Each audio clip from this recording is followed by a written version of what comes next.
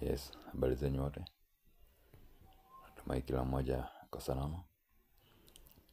Yes, ningependa kuchukua hii fursa kumpongeza ambaye amekuwa opposition leader kwenye hili taifa kwa muda mrefu. Tunajua umefanya kazi kubwa, kazi ngumu kwenye hili taifa, ukiwa kama baba kwenye hili taifa, na pia umekuwa mfano mzuri. Unajua umepigania hili taifa kuwa na multi-parties, na pia umesababisha kuwe na democracy ambaye tunajivunia kwa leo hii.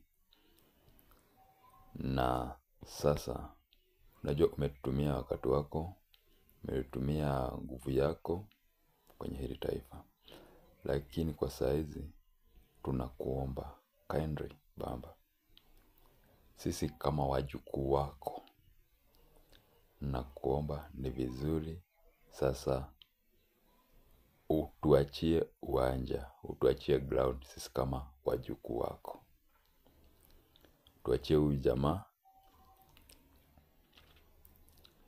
tusukume yeye.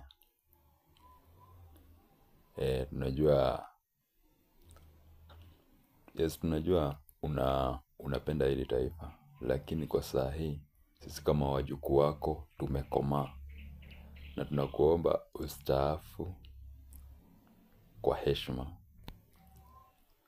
Ujiangalilie sasa, na sisi wajukuu wako, ile kazi ambayo umefanya, ile mfano umeonyesha kwenye hili taifa, uone na sisi wajukuu wako. Na ukistaafu ni vizuri ujue kuwa hili taifa umeliacha kwa mikono safe, mikono ya vijana ambao pia sisi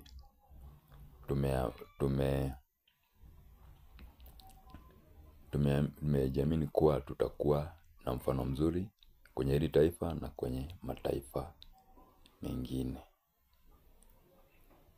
Nimeshukuru sana. Asante na kuomba.